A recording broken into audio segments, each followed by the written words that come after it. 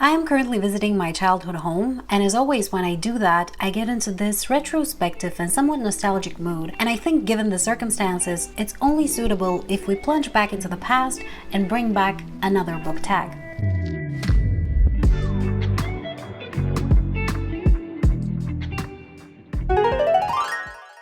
We're going back to 2015 when the cool kids with Whip and Nene and 50 Shades of Grey was creating monumental waves on the internet.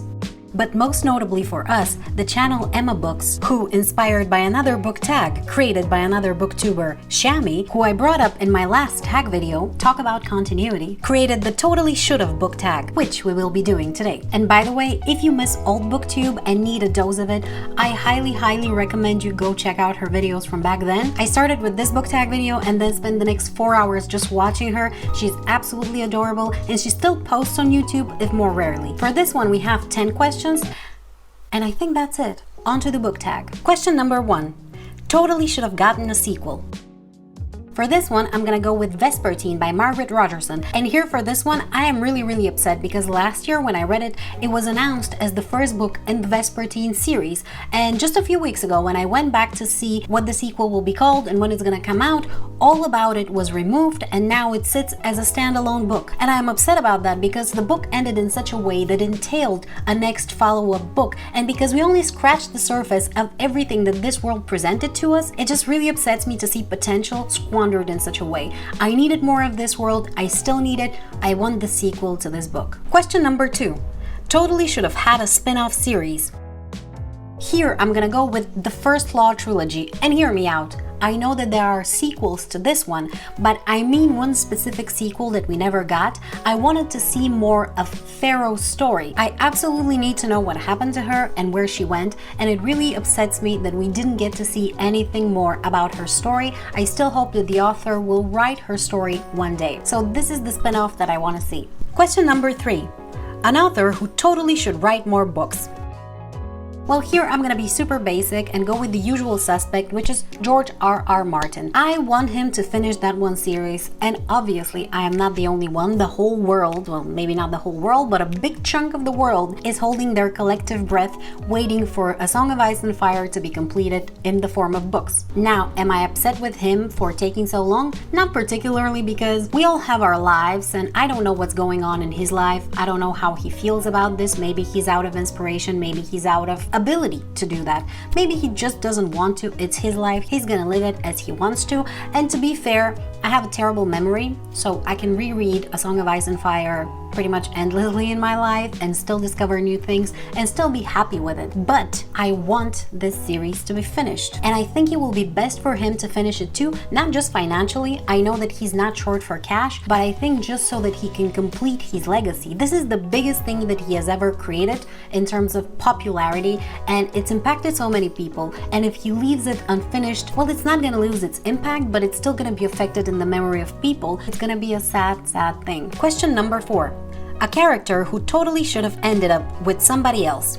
Okay, I have a fresh example in my mind, and here I'm gonna talk about Sense and Sensibility by Jane Austen, and I'm gonna drop some major spoilers, so if you haven't read the book yet and are planning to do so, please skip to the next question. There are timestamps in the video description. Eleanor should have totally ended up with Colonel Brandon instead of Edward, because we barely saw her interact with Edward, and their entire love story was her making assumptions based on very limited information as to how he feels about her. All we saw from Edward was him writing letters to another woman, and then the 2 times I think we saw him interact with Eleanor, he was very cold and distant. This definitely doesn't make for a great love story, but on top of that, throughout the whole book she had such great interactions with Colonel Brandon. We saw them bond, we saw them gain affection and respect for each other. They were compatible, they were a good team, and throughout the whole book I felt that this was the love story between the 2 of them. I thought he will finally see that she's so much better than her sister and that they match so much better, and that they will end up together. Instead, he ended up with her sister, with whom he has absolutely nothing in common. His entire attraction to her was because she visually looks like somebody who he used to love, and the fact that he didn't lose his affection for her despite her terrible behavior. I think we can all agree that throughout the entire book she acted selfish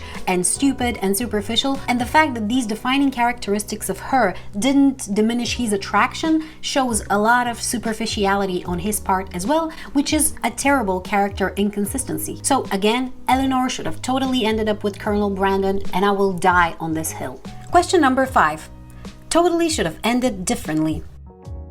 Okay, here I'm going to talk about the Shadow and Bone trilogy, I know, and how the last book ended. And again, I'm going to drop major spoilers, so please, if you haven't read it and you want to read it, skip to the next question. In Ruin and Rising, I didn't necessarily hate how it ended, but I rather hate how it got there. In the final battle, Alina pretty much did nothing and made no decision and basically had no impact of her own volition. She was very inert, and that is something that I really dislike. She pretty much hid the whole time, clinging to her stupid power that she used for nothing, and then it was Mal and the other Grisha who got her power that made the decisions and that saved the day. And then we saw her moping about losing her power, which could have been a very impactful thing, except it wasn't her who made the decision, and so it seems like she's regretting absolutely everything. And what kind of ending is this? And here's how I would have done it. Instead of hiding the whole time, Alina fights the Darkling tooth and nail, but still doesn't manage to defeat him. So she runs, finds Mal, kisses him one last time,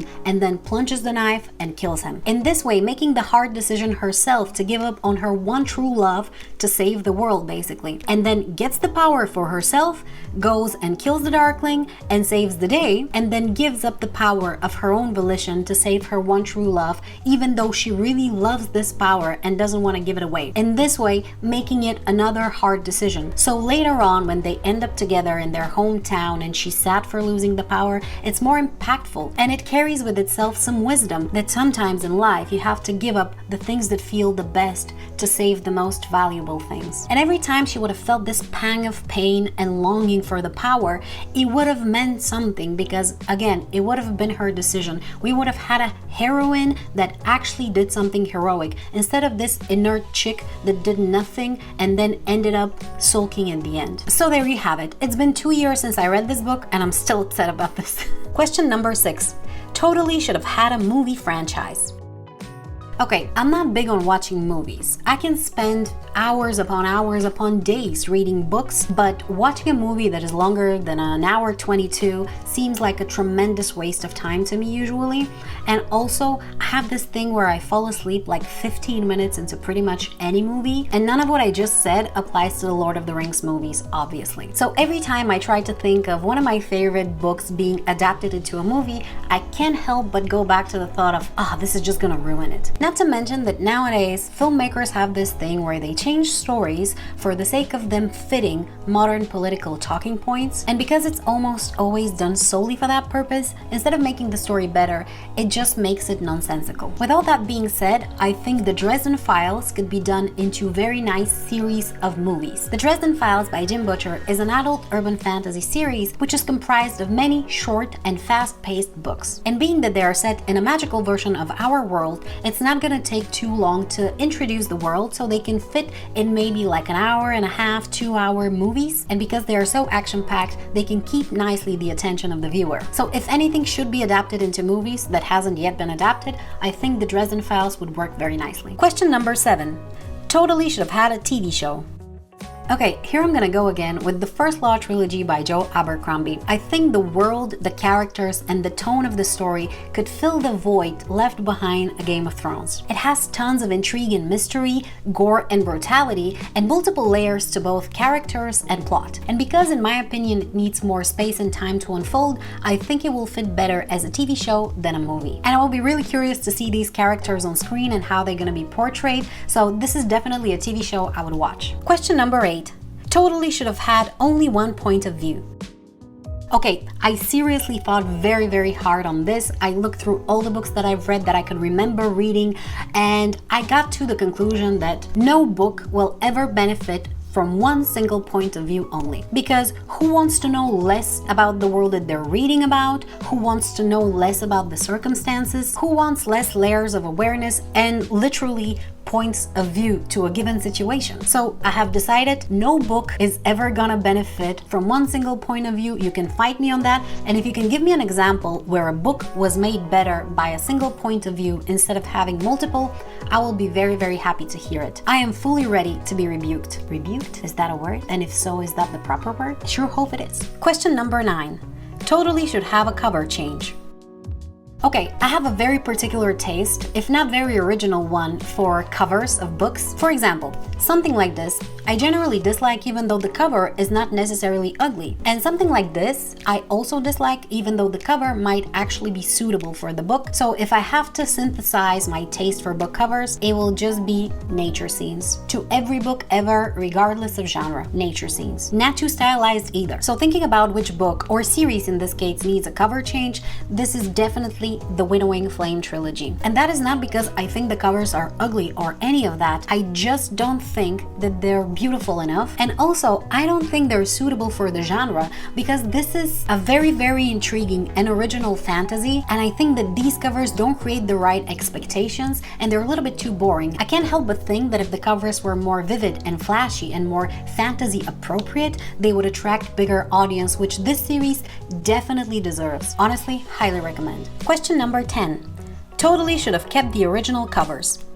Here, pretty much any cheesy old-timey fantasy cover, I prefer to the more modern ones. An example I can think of right now is the Farseer trilogy by Robin Hobb, and both the US and the UK original covers are some of my favorite ones ever made. And I don't understand why they had to change them, honestly. You mean to tell me that this and this is better than this and this?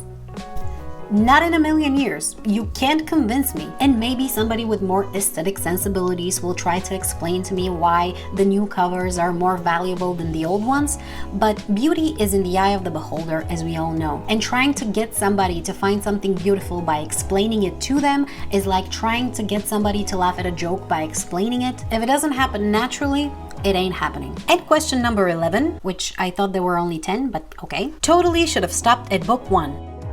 Okay, here I choose Book of Night by Holly Black. When I read this book, I think last year, it was presented to me as a standalone adult urban fantasy, and I think the first adult book published by this author. And to be perfectly honest, it wasn't a groundbreaking book. I didn't necessarily love it, but it was a nice book and I enjoyed it just fine. And what I really liked about it was the ending, because had it been a standalone, it would have been a very original and very bold ending, and that made it valuable to me. And come to find out later on, this eventually turned into book 1 of a series which I think carries the same name, but I'm not entirely sure. Which really pissed me off because it absolutely devalued the ending of Book of Night. It made it not bold and interesting, it made it very standard and cookie cutter, and it just seemed like a cop-out to me. It's no longer impactful to me because I know she's gonna find a way to reverse it or do something about it in the next book. It just made it so stereotypical, I hated it. So in my opinion, Book of Night should have remained a standalone. And those are all the questions. I really hope you enjoyed watching this video because I definitely enjoyed filming it. I'm not gonna tag anyone at the end of this video, and in this way I hope to tag all of you because I would be really curious to see your answers to these questions. Feel free to leave them either as comments under this video or make your own videos or make your other social media posts. Just make sure to leave me a comment where I can watch them. I would be super happy. The one place I'm not going is TikTok. I don't have TikTok. I don't understand how it works. I don't enjoy it. It's too flashy. It's too quick. It frustrates me, okay? But anywhere else, I'm gonna go and I'm gonna watch it, I promise you. And I'm starting to lose my voice, so I'm gonna end this video here, but please go ahead and give some love to Emma Books because thanks to her, we got to enjoy this book tag together today. Thank you so much for watching, and if you'd like to see some of the other book tags that I've done, check out this playlist. Bye!